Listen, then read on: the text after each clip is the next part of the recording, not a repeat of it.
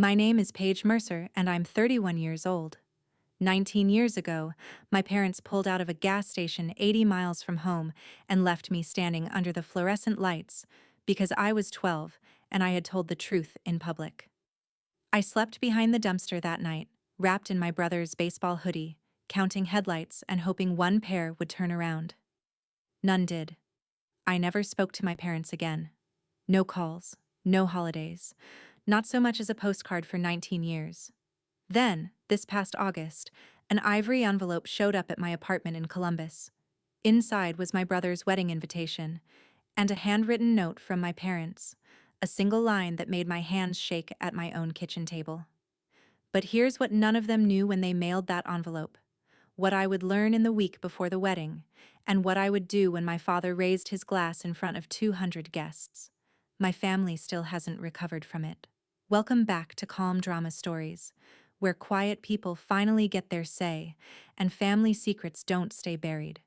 If stories about standing up without shouting are your kind of stories, drop a comment below and be sure to subscribe. Now, let me take you back to where it started. The Tuesday it arrived, I had just finished 11 hours in the pediatric emergency room at St. Ambrose Children's Hospital. My last patient was an 8-year-old named Ruby with a green stick fracture in her left arm. She held still for the X-ray like a soldier.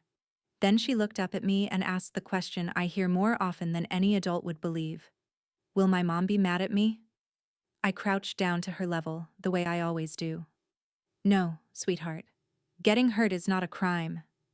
She studied me to see if I meant it. I meant it. I have spent 9 years saying that sentence to other people's children, and every single time, some small part of me is saying it to a girl the same age, standing in a parking lot off Route 30. I drove home, dropped my badge in the bowl by the door, and smelled onions and butter. Daniel was at the stove, sleeves pushed up, grating papers between stirs. He teaches high school history and cooks like a man apologizing to vegetables. He nodded at the counter. Mail's there. Something fancy came for you. The envelope sat on top of the electric bill like it owned the place. Heavy ivory paper. My name in looping calligraphy, the kind people pay for. And in the corner, a postmark I hadn't seen in 6 months, since the last of Nana's estate papers cleared. Barlow Falls, Ohio. I stood at my own counter, in my own kitchen, in the life I built from nothing, and I held that envelope the way you hold something that might go off. Daniel turned down the burner. Paige? Who's it from? I knew before I opened it. Some part of me had been waiting 19 years for it. The invitation itself was beautiful, I'll give them that. Thick cream card, apple blossom border, engraved lettering. Caleb Mercer and Madison Whitmore request the honor of your presence. Saturday, October 17th. First Methodist Church, Barlow Falls, Ohio. Reception to follow at Whitmore Orchard.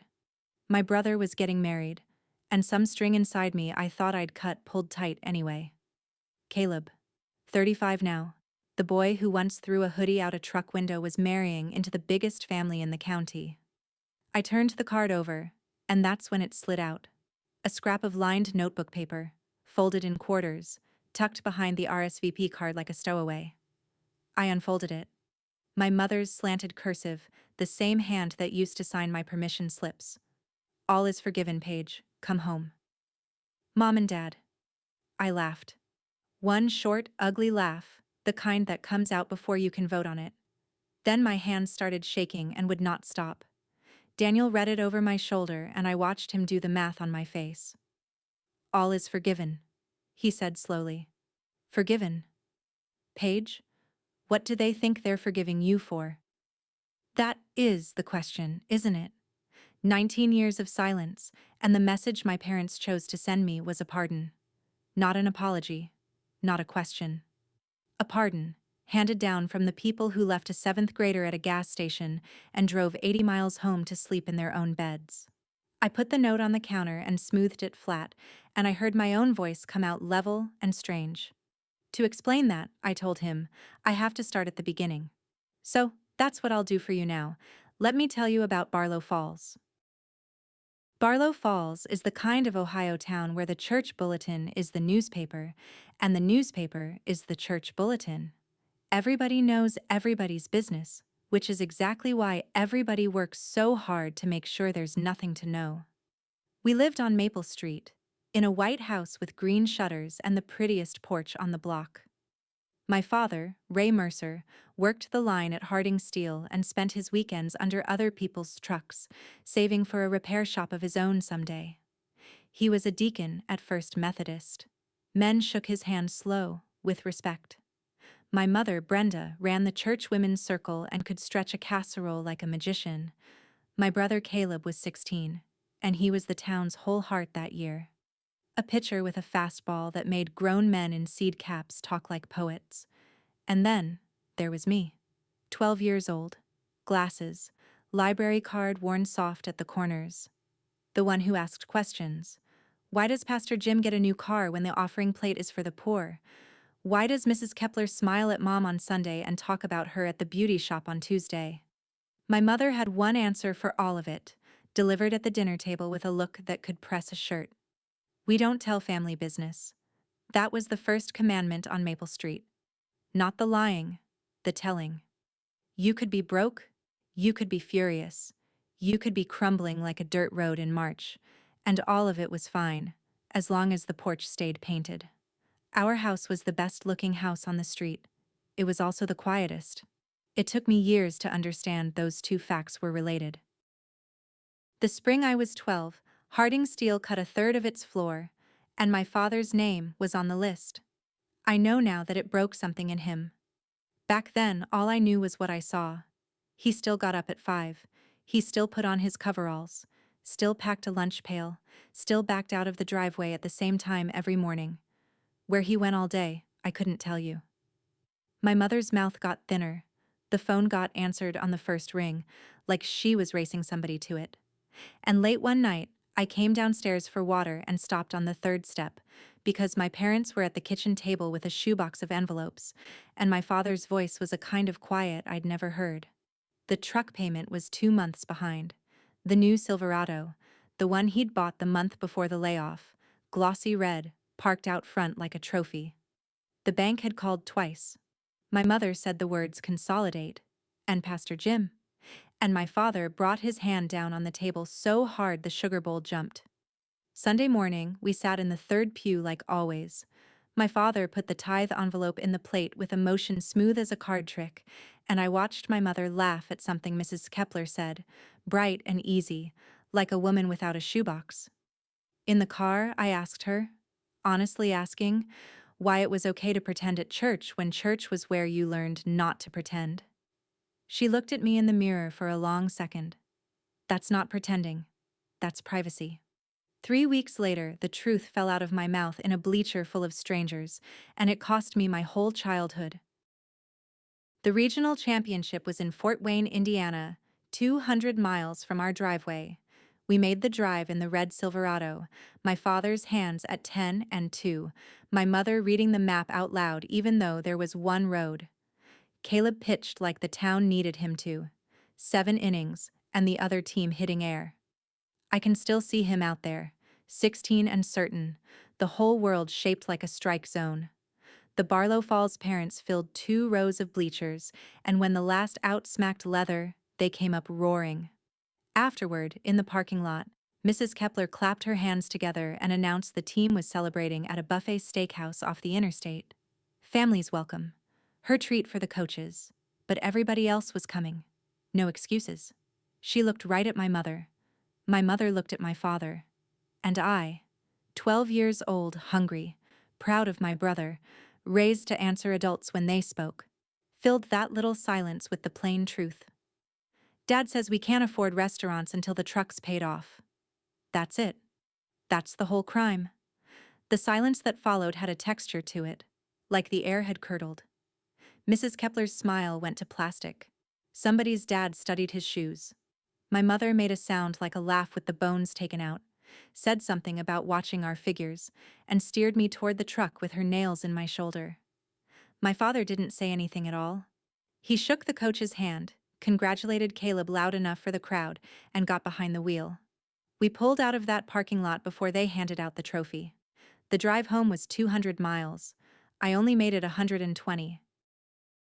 Nobody spoke for 2 hours.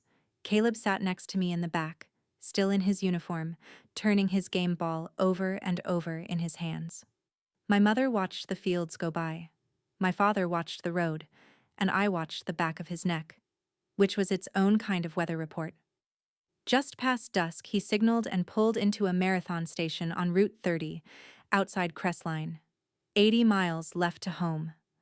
I know that number now the way other people know their birthdays. He parked at the far pump and told me to get out and stretch my legs. I thought it was a bathroom stop.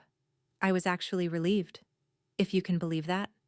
I stood on the concrete apron under those white fluorescent lights, and I heard the pump click back into its cradle, and the truck rolled forward, and my father's window came down halfway. He looked at me the way he looked at an engine that had disappointed him.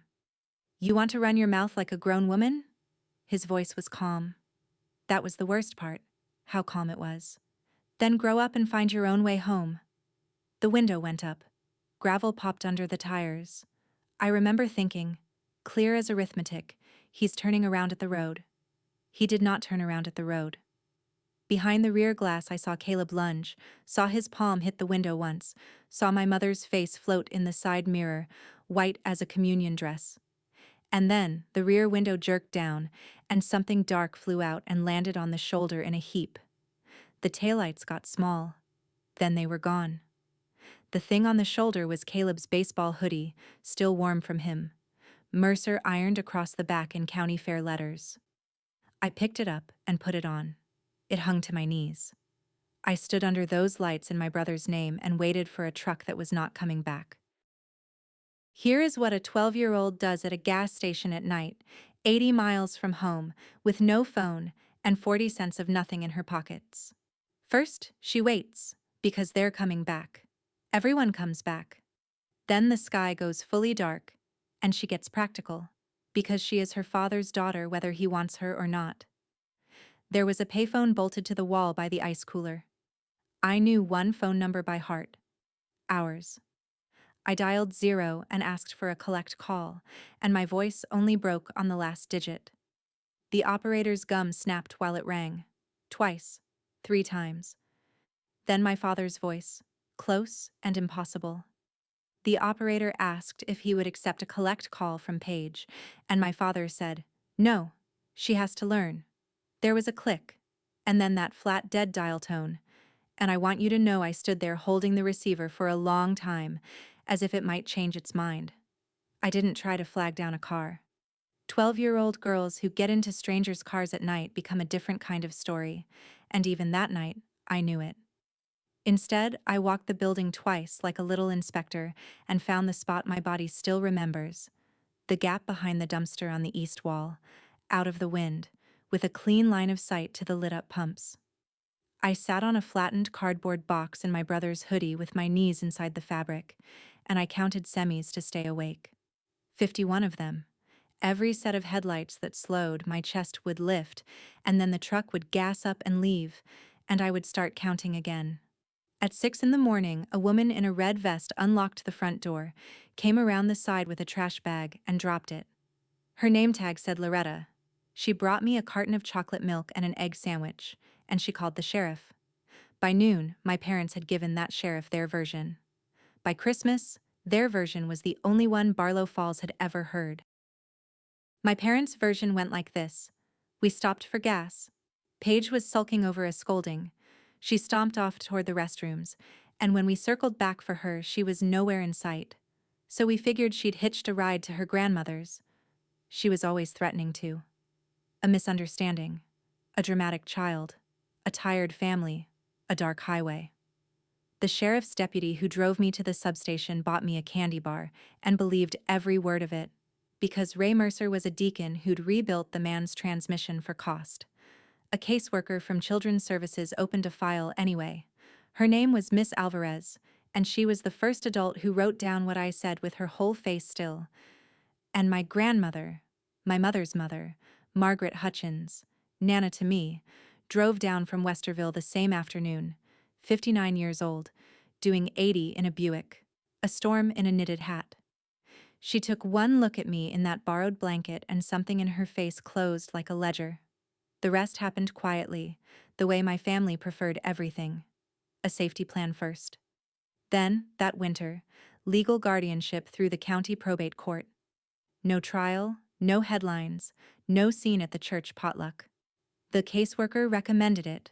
Nana petitioned for it. And my parents. This is the part that took me years to say out loud. My parents signed. They sat in a lawyer's office on a Tuesday and signed their 12-year-old over like a truck title, because contesting it meant an investigation, and an investigation meant the town would hear things. Here's what I remember most. My mother cried at that table, but my father exhaled, long and slow, shoulders coming down. I have seen relief on 1,000 faces in the ER. I know it when I see it. He was relieved. Nana's house in Westerville smelled like coffee and lemon oil, and the rules were different there. She laid them out my first night, over grilled cheese, in the voice of a woman who had buried a husband and 2 brothers and did not scare easy. The truth is not a sin in this kitchen. You'll never be sent anywhere for saying it, and nobody leaves this table hungry or unheard. Then she slid me the pickle jar, and that was the whole orientation. I want to be honest. I was not an easy kid to raise after that. I checked the locks twice a night. I kept a duffel bag packed in my closet until I was 15, and Nana never once made me unpack it. She just quietly washed what was in it and folded it back. But that kitchen table held. I graduated second in my class. I put myself through nursing school on scholarship and night shifts at a diner, and when I pinned on my badge at St. Ambrose, Nana sat in the front row and whistled through her fingers like it was a ball game. 19 years, she was my whole family. Her, and eventually Daniel. She died this past February, at 78, in her sleep, with her reading glasses still on top of an open crossword.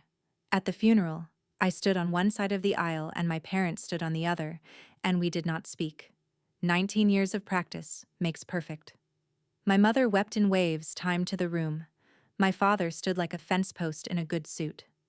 Caleb hugged me by the coat rack for an awkward, aching minute, and I still carry the lunchbox note Nana wrote me in 7th grade folded in my wallet. It says, "Chin up, tell the truth, come home after." The night the invitation came, I didn't go to bed.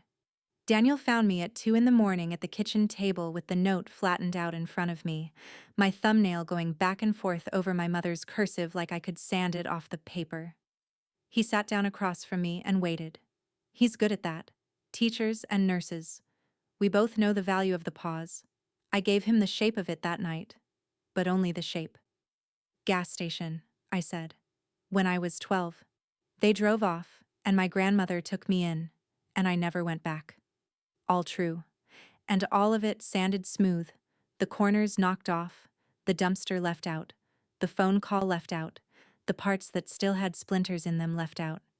Even the man who was going to marry me got the porch paint version, and I heard myself doing it, and I could not stop. I handle things, I told him, when he asked why I'd never told him even that much. It's what I do. I handle things. He looked at me for a while. Then he said, "You know, of everybody I've ever met, you're the best at being okay." He did not mean it as a compliment. He meant it the way you'd point out a scar. I sat with that until the furnace kicked on, and I still couldn't explain, to him, or to myself, how a woman who can narrate a 9-year ER career in gory detail had never once told the story of one night when she was 12. If you've ever sat at a kitchen table at 2 in the morning, holding a letter you didn't know how to answer, tell me in the comments what you did. And if you're new here, subscribe, because what my family did next, you're going to want to see how it ends. Caleb called 4 days later from a number I didn't recognize, and I answered because I was in scrubs at the hospital and thought it was a pharmacy. There was a pause, and then a voice that had gotten deeper but never really changed. "Hey, Paigey, it's me. My brother." The last time we'd spoken longer than a funeral hallway was when he was 16. He talked fast, the way people do when they've rehearsed. He knew the invitation was a lot. He'd wanted to call for years, and it never felt like his lane, and he was sorry. And then he stopped apologizing for things and got to it. It's my one wedding, Paige. I want my sister there. Whatever else is going on with everybody, I want you in that room. And I was doing okay, honestly, right up until he tried to reassure me. He said he understood why I might not want to come. He said, and I could hear how gently he meant it, I know things were rough back then. Everybody said you were struggling. Mom always told us you refused to come home, that Nana let you make that call, and it broke her heart. I stood in the med room with the phone against my ear and understood something all at once, and it landed like ice water down the spine. My silence had not been neutral. For 19 years I said nothing, and their story had gone right on growing in that empty field. It was in the church directory version of events. It was in my own brother. He wasn't lying to me. He was repeating what he'd been fed his entire adult life. Caleb, I said carefully, did you know they put a note in my invitation? The line went quiet. He hadn't. I read the note to him over the phone. All is forgiven, Paige. Come home. He was silent long enough that I checked the screen to see if the call had dropped. When he finally spoke, he sounded 16 again. That's Mom's handwriting? Hers, I confirmed. Signed for both of them. And then I asked him the question I had never asked another living Mercer. Caleb, what do you remember about the marathon station? I listened to him breathe. I remember Dad saying we'd circle back, he said slowly. He said you needed a scare. 15 minutes, he said. Then we were just driving. And Mom kept saying you were probably hiding at the station to punish them, that somebody would call, that you always landed on your feet. When Nana took you in, they told me it was your choice, that you picked her. Each sentence came out slower than the one before it, like a man walking downstairs in the dark, testing each step before he put his weight on it. You were 12, he said finally, more to himself than to me. I was 16 and I had a driver's license page. I could have. He stopped. I didn't finish the sentence for him. I've learned that from the ER too. People have to diagnose themselves before they'll accept treatment.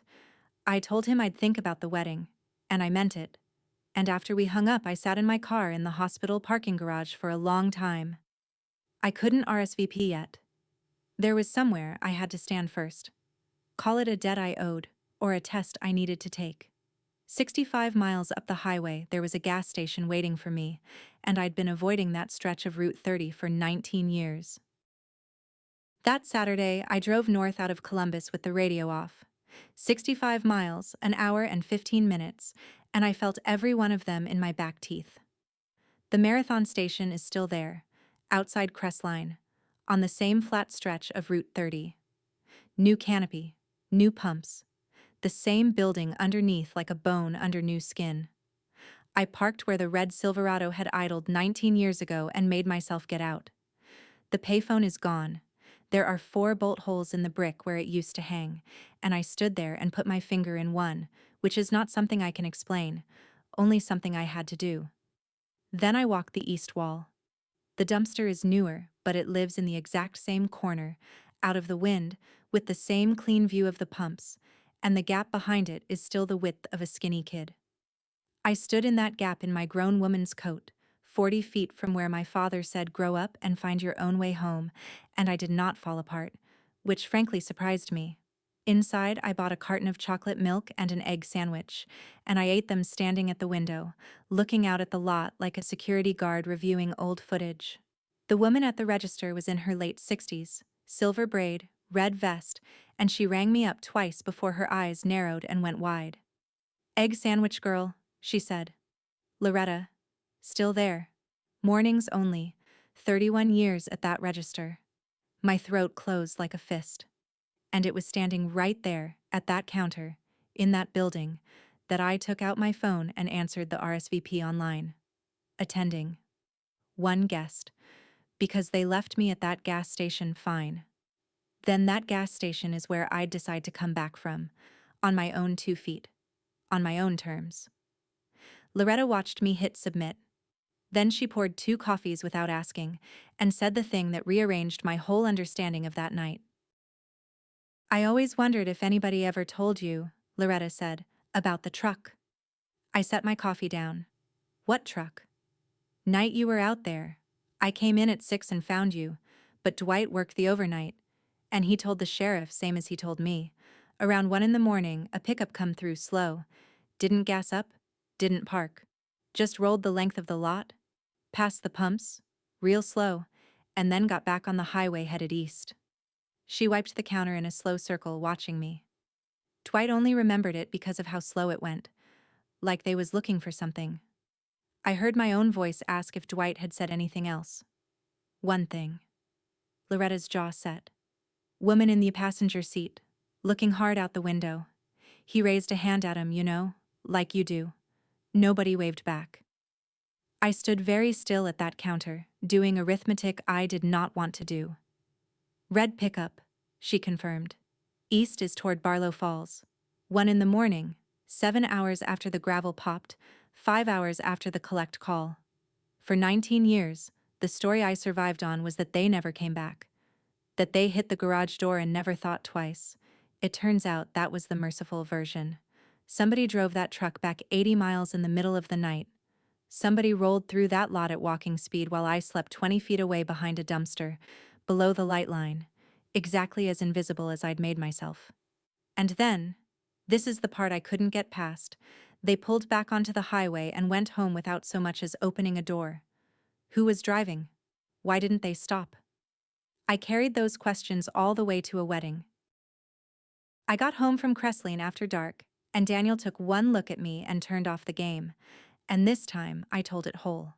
The bleachers in Fort Wayne, the half-open window, the hoodie in a heap on the shoulder, the payphone, the gum-snapping operator, my father's voice saying she has to learn, the click, the dial tone, the gap behind the dumpster and the 51 semis and the cardboard that held my body heat better than my family ever had. And then the new piece, still sharp from the box, a truck at 1 a.m., rolling slow, a woman's face at the passenger glass, and taillights going east. Daniel listened the way I'd want to be listened to, which is to say, he didn't flinch, and he didn't perform.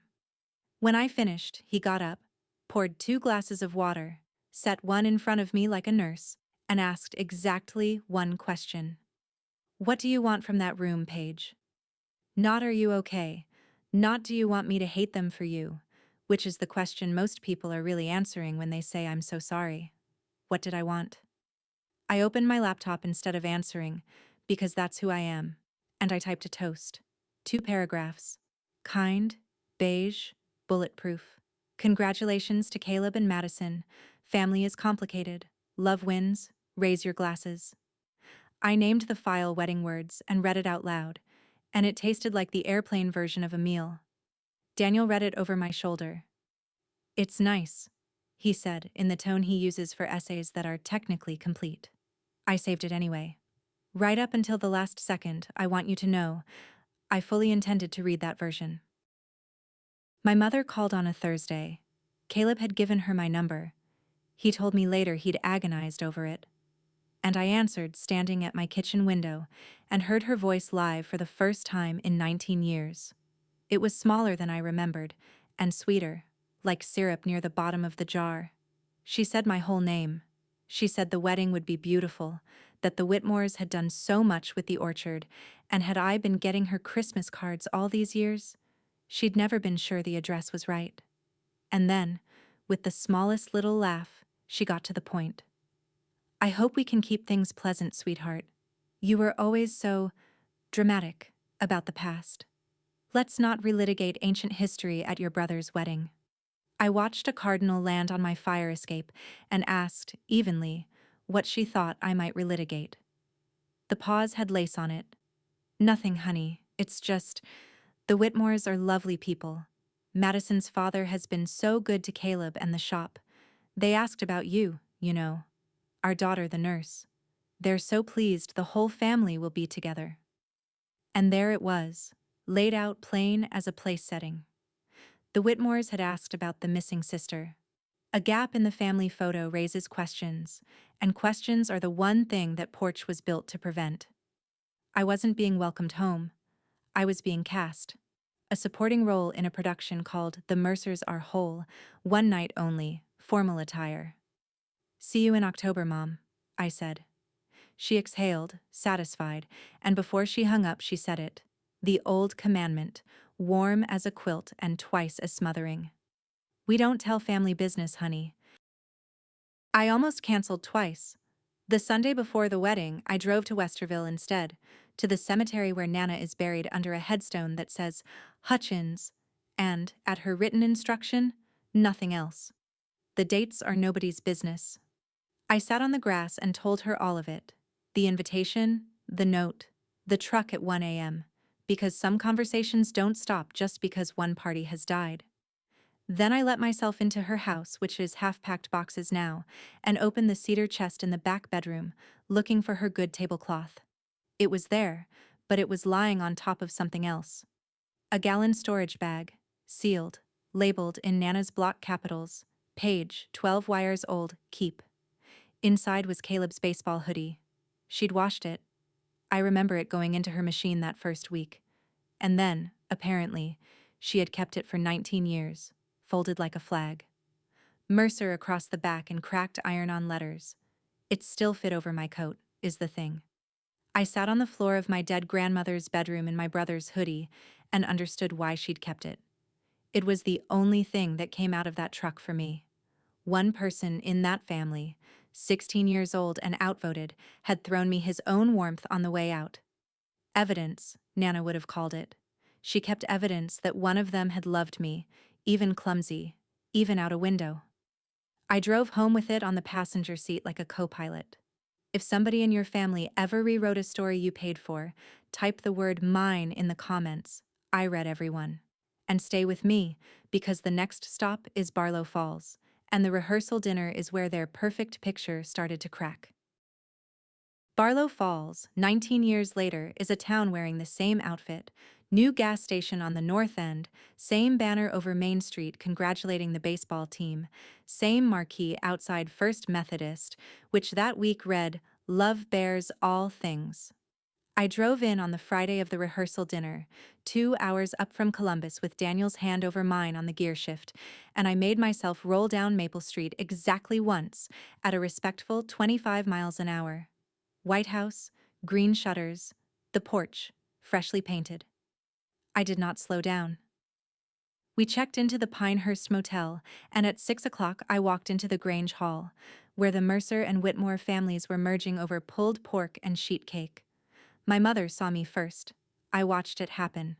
The freeze, the recalculation, and then the performance rising in her like water in a glass. "Paige!" Arms wide, voice pitched to Carrie. "Our Paige, the nurse!" She crossed the whole hall to hug me, and I stood in that hug like a coat rack, counting the faces watching us over her shoulder, which was, of course, the point of the hug. 19 years, and my first embrace from my mother came with an audience and stage lighting. My father followed at a deacon's pace. Up close he was smaller, grayer, still pressed and combed like a man expecting inspection. He did not hug me. He put out his hand and I shook it, and it was exactly like closing on a used car. "Good you came," he said. That was the whole speech.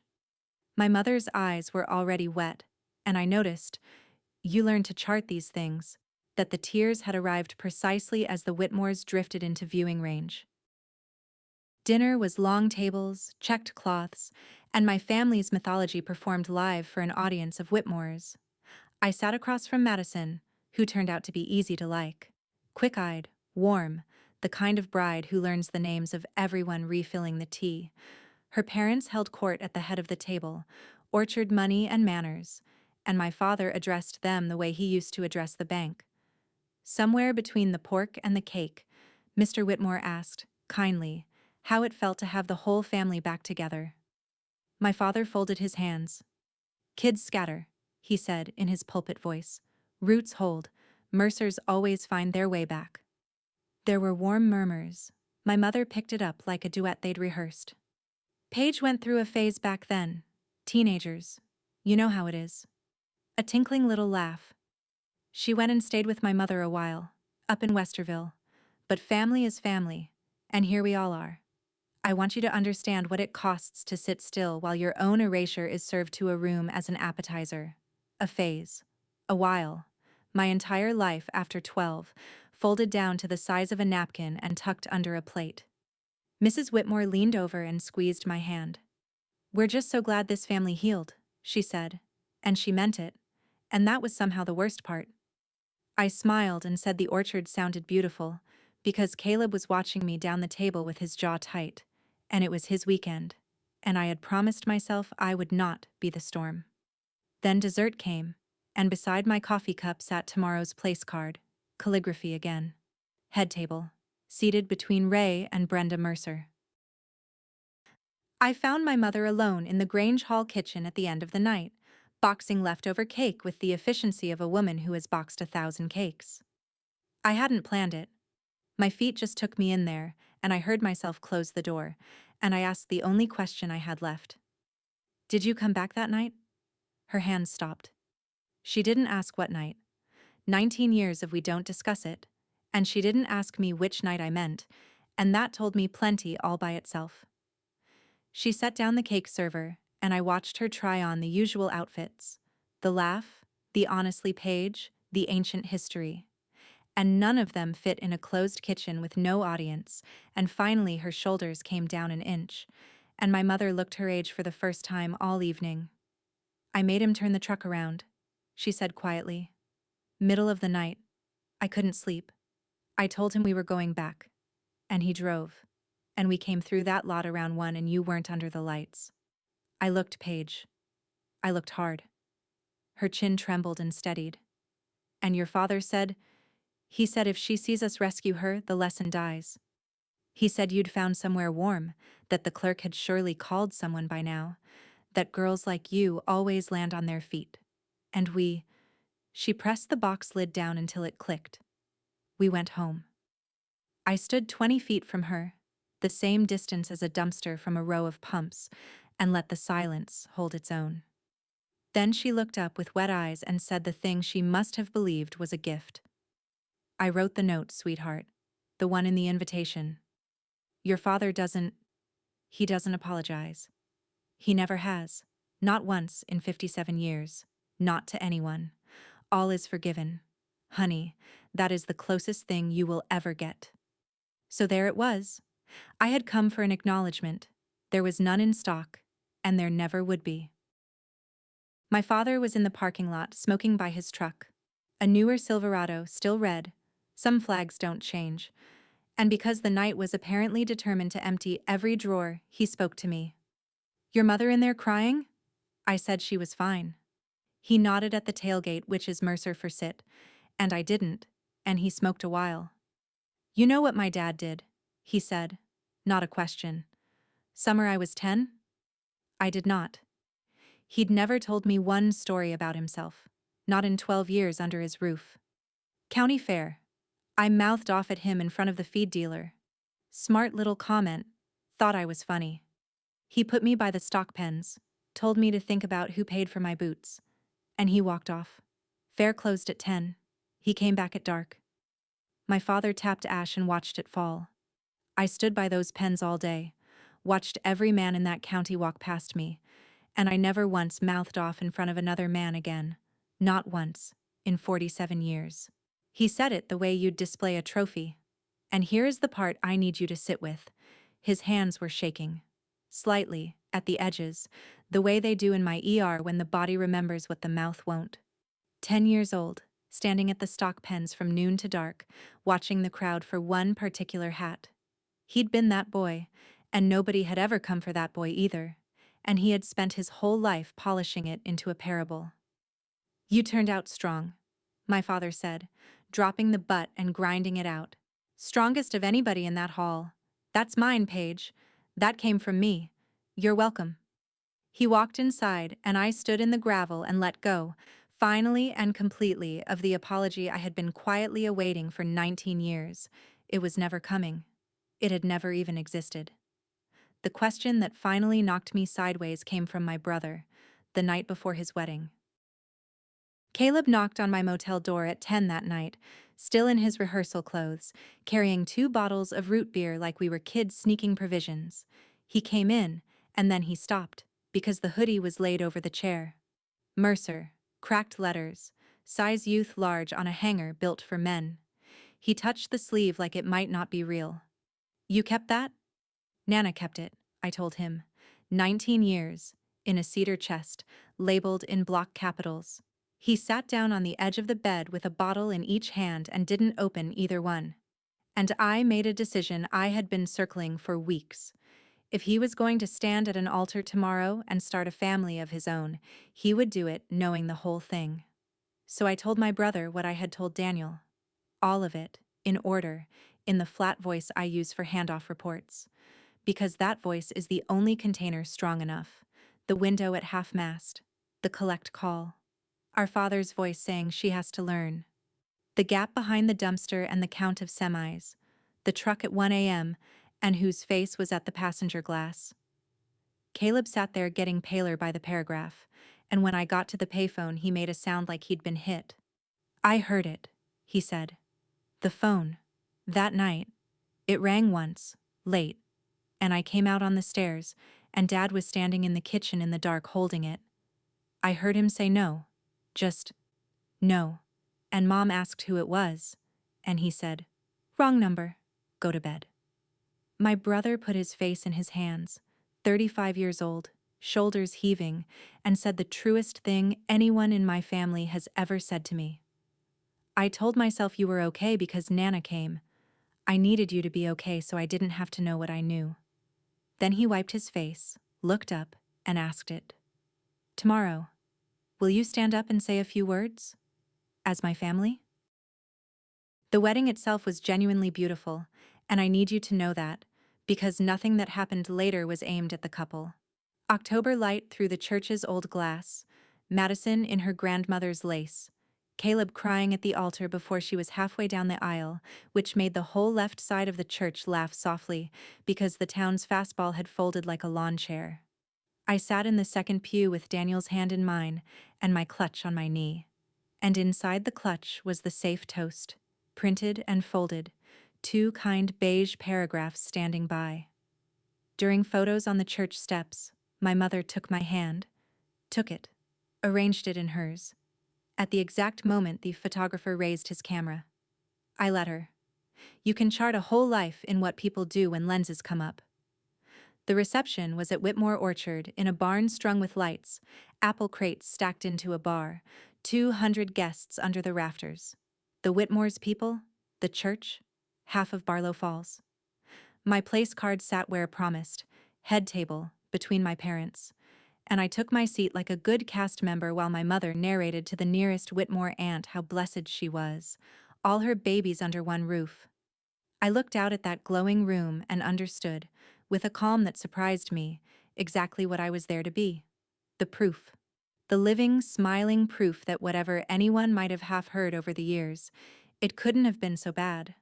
Look at her, sitting right there between them. Dinner ended. Glasses were filled.